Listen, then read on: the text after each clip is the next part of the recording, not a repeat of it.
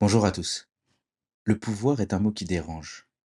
Il évoque parfois l'autorité autoritaire, les abus, les rapports de domination. Pourtant, le pouvoir est une dimension incontournable de toute vie collective. Là où il y a un groupe, il y a du pouvoir, qu'il soit explicite ou implicite, formel ou informel. Dans les organisations, les associations, les communautés, les familles même, le pouvoir circule. Il se manifeste dans les règles, dans la hiérarchie, mais aussi dans les zones les plus subtiles. Qui détient l'information? Qui influence les décisions? Qui parvient à faire entendre sa voix et qui reste en marge? Le sociologue Max Weber a défini le pouvoir comme la chance pour un individu de faire triompher sa volonté au sein d'une relation sociale, même contre des résistances. Cette définition met en évidence deux dimensions essentielles. Le pouvoir n'existe que dans une relation, et il implique toujours des résistances. Plus tard, Michel Crozier, dans son ouvrage majeur L'acteur et le système, en 1977, coécrit avec Erhard Friedberg, a affiné cette compréhension. Selon lui, les organisations ne sont pas des machines neutres, mais des systèmes traversés par des jeux de pouvoir. Chaque acteur, quel que soit son niveau, détient des zones d'incertitude qu'il peut utiliser comme ressources pour influencer les autres. Ces zones peuvent être le contrôle d'une compétence, d'une information, d'un réseau ou d'un processus. Dans les groupes plus restreints, le psychologue Kurt Lewin, pionnier de la dynamique des groupes, a démontré que le leadership et le pouvoir structurent l'énergie collective. Un groupe sans leader ou sans structure claire se trouve souvent paralysé, tandis qu'un groupe trop rigide étouffe la créativité. Enfin, la sociologue américaine Rosabeth Moss-Kanter, dans ses recherches sur les grandes entreprises, a montré que le pouvoir n'est pas seulement une question individuelle mais aussi structurelle. Le manque de pouvoir dans une organisation n'est pas une faute personnelle, mais souvent la conséquence d'une position structurellement marginalisée. Pourquoi est-il important de parler de ces dynamiques de pouvoir dans le cadre de l'énéagramme? Parce que chaque profil vit la question du pouvoir différemment. Certains cherchent à le prendre, d'autres à l'éviter, d'autres encore à le contourner. Comprendre ces tendances aide à rendre visibles des mécanismes qui, souvent, restent implicites mais conditionnent le fonctionnement des groupes. Dans cet épisode, nous allons donc explorer 1. Les grandes théories du pouvoir dans les groupes. 2. Comment ces dynamiques apparaissent concrètement dans les collectifs. 3. Le rôle des différents profils de l'énéagramme face au pouvoir. 4. Des pistes pour rééquilibrer la coopération et rendre le pouvoir plus conscient et plus partagé. Première partie. Les grandes approches du pouvoir dans les groupes. Max Weber, le pouvoir comme relation sociale. Pour Weber, le pouvoir n'est pas seulement une question de hiérarchie, mais une capacité relationnelle. Ce point est crucial.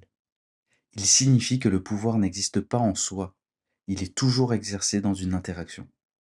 Dans une équipe de travail, le chef de projet peut avoir un pouvoir hiérarchique, mais un développeur peut avoir un pouvoir technique s'il maîtrise une compétence rare. Michel Crozier, les zones d'incertitude. Crozier a observé les organisations bureaucratiques françaises dans les années 1960 et 1970.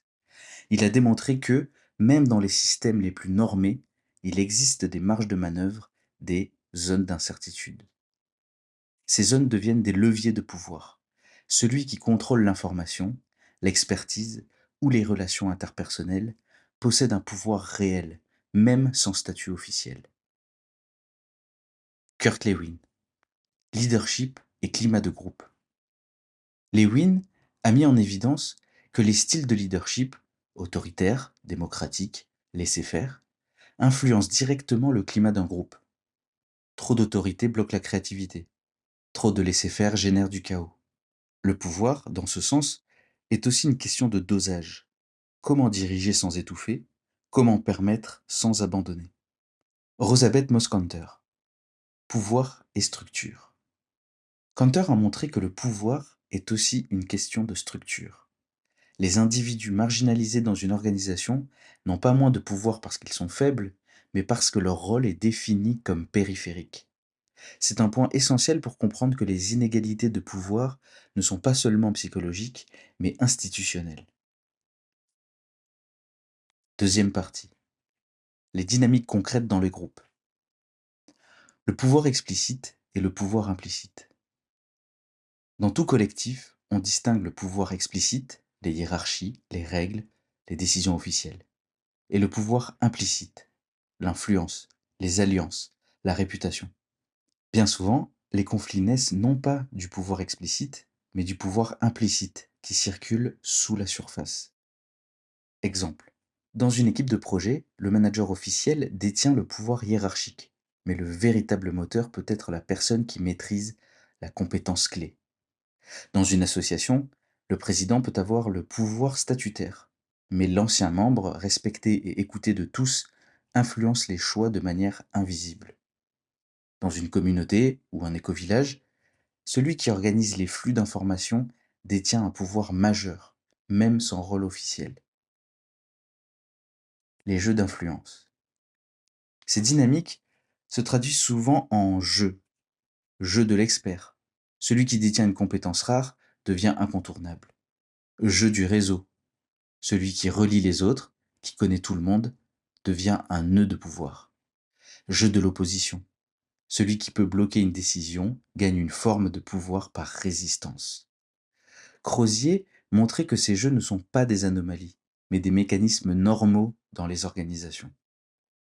Troisième partie, les profils de l'énéagramme et leur rapport au pouvoir. L'énéagramme enrichit cette analyse en montrant que chacun entre dans ces dynamiques avec ses sensibilités propres. Le profil 1 pourrait valoriser l'autorité légitime et juste.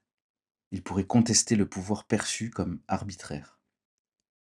Le profil 2 pourrait exercer un pouvoir par la relation, en devenant indispensable aux autres. Influence affective. Le profil 3 pourrait chercher le pouvoir lié à la réussite et au statut. Il pourrait se rapprocher de ceux qui incarnent le succès. Le profil 4 pourrait se montrer sensible aux injustices de pouvoir. Il pourrait résister en marge ou créer une influence par singularité. Le profil 5 pourrait exercer un pouvoir par l'expertise et l'information. L'influence subtile mais forte. Le profil 6 pourrait se montrer ambivalent face au pouvoir. Il le conteste et le recherche. Il peut rallier des alliances défensives.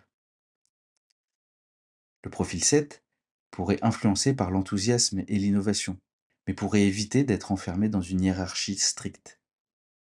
Le profil 8 pourrait être attiré par le pouvoir explicite. Il pourrait ne pas hésiter à prendre les commandes et à tester la résistance des autres. Le profil 9 pourrait exercer un pouvoir indirect par la médiation et la capacité à apaiser les tensions. Pouvoir invisible mais essentiel. Cette courte grille montre que le pouvoir n'est pas seulement une structure, mais aussi une expérience vécue différemment selon les profils. Quatrième partie. Piste pour rééquilibrer la coopération. Rendre visible le pouvoir implicite. La première étape est de reconnaître qu'il existe toujours des zones d'influence invisibles. Les nommer permet de réduire les malentendus. Partager l'information. L'une des formes de pouvoir les plus fortes est l'accès à l'information. Mettre en place des pratiques de transparence réduit les déséquilibres. Alterner les modes de décision.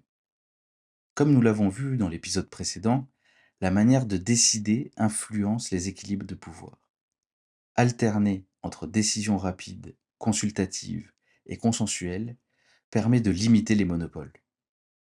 Développer la connaissance de soi. L'énéagramme aide chacun à comprendre sa manière personnelle d'entrer dans les rapports de pouvoir. Cette conscience permet d'éviter les accès et de mieux équilibrer ses interactions. Valoriser les rôles périphériques.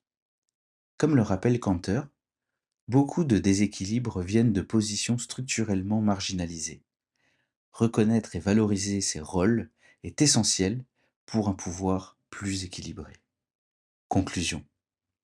Le pouvoir est partout dans les groupes. Il n'est pas seulement dans la hiérarchie officielle, mais aussi dans les réseaux, dans l'expertise, dans les marges d'incertitude. Les travaux de Weber, Crozier, Lewin et Cantor montrent que le pouvoir n'est pas un accident, mais une donnée normale et incontournable des organisations. L'énéagramme nous aide à comprendre comment chaque profil vit et exerce ce pouvoir. Certains le recherchent, d'autres le redoutent, d'autres l'exercent de manière subtile. Reconnaître ces tendances, c'est mieux comprendre les dynamiques collectives et éviter que le pouvoir implicite ne devienne une source de blocage ou de conflit. Dans le prochain épisode, nous resterons dans le collectif, mais en explorant une autre dimension.